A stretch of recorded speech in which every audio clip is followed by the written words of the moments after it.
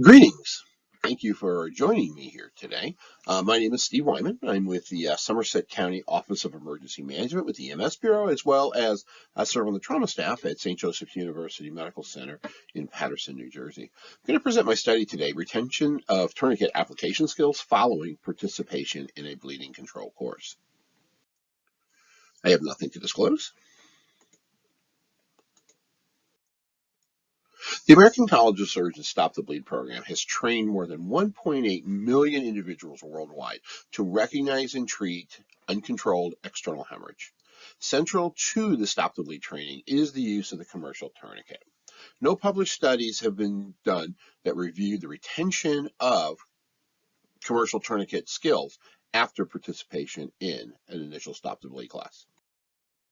The objectives of this study were to ascertain the level of commercial tourniquet application skill deterioration 6 months following participation in a Stop the Bleed course, and then to suggest an appropriate time frame for refresher training in order to maintain confidence and competence in commercial tourniquet application skills. The methods that I employed were a prospective observational study. I recruited volunteers from a community Stop the Bleed program that was presented by myself. 114 volunteers did agree to participate and return for refresher training 6 months following completion of an initial Stop the Bleed course. A random sample of 57 were selected to participate, and 46 ended up participating. They returned 6 months later, and each participant then was observed applying a commercial tourniquet. The observer, me, compared the application process using a stepwise checklist that appears to the right. Each step completed correctly was tallied, and the total score for all 10 steps were computed as a percentage score of 0 to 100%. The commercial tourniquet used for the purposes of the study was the Combat Application Tourniquet, 7th generation by North American Rescue, and the tourniquet simulator used was the Hemorrhage Control Part Task Trainer by Techline Technologies. Here are the results.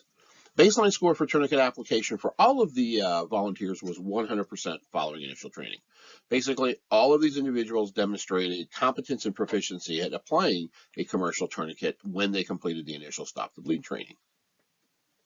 For the purposes of scoring here, we just used typical academic scoring. A passing score of 70% or better was considered to be a pass during the study. At 6 months post participation in the Stop the Bleed class, we did have mean scores that were lower than the initial 100% proficiency, averaging about 69% at the 6 month mark. Of the 29 volunteers, 29 volunteers, or 61%, achieved a passing score at the 6 month mark. 14 of these volunteers, it's noted, also achieved a score of 100%, a perfect score. Bleeding was stopped or reduced to non-life-threatening levels by 34% of the participants in this study, or 74% in total. Participants with passing scores were more likely to reduce bleeding than those with failing scores, and that would be certainly common sense and certainly held true in this particular study. Of the 29 volunteers with passing scores, it's interesting to note that 86% completed the tourniquet task where they did stop the bleed. However, 3 or 10% slowed bleeding, albeit to non-life-threatening levels, so there certainly was a positive outcome in their overall application of the tourniquet. But 3%, or one of these individuals, failed to control the bleeding, continued to have life-threatening bleeding 6 months out. Of 17 volunteers who failed in the scoring category, 3 of them, or 18%, were able to stop the bleed, but an equal number, 3, slowed bleeding to a non-life-threatening level. However, 11 of the 17 continued to have life-threatening bleeding after tourniquet application. So what do we find? We found that at 6 months, about 39% of the participants were unable to successfully apply a tourniquet, and moreover, 26% were unable to control life-threatening bleeding. The study certainly demonstrates that some refresher training is necessary within about 6 months of initial training. Passing scores as part of the study were obviously not indicative of successfully controlling catastrophic bleeding, although a higher percentage of passing scores did result in better outcomes. And by better outcomes, we define that as slowing of life-threatening bleeding to non-life-threatening bleeding or stopping the bleed altogether. There were a number of factors contributing to application failure.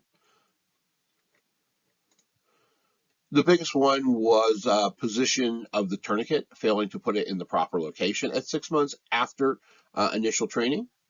The next thing was failing to pull the self-adhering band tight enough and seal it against itself prior to implementing the windlass.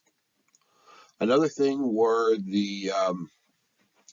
there were a number of people who were not able to twist the windlass enough to control the bleeding. They either lacked the facile strength or they stopped prior to controlling the bleeding altogether.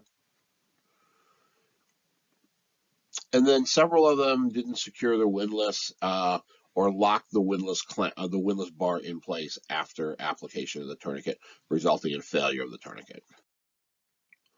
When we looked at some specific critical errors, we noticed that 20 of the volunteers placed the tourniquet too low. And too low, for the purposes of the study, too low is that they didn't place it high and tight, which is how they were initially taught in the initial Stop the Bleed program. It didn't mean they placed it below the wound and therefore failed, but they certainly didn't subscribe to the high and tight theory that we currently teach. And then a large number just didn't put the strap on tight enough. And as a result, it either took them longer to stop the bleed or they just were not able to stop the bleed because the tourniquet strap was placed too loosely. There were some limitations to this study. First of all, we did have a relatively small sample size. We did only use one form of a tourniquet, and that was the cat tourniquet.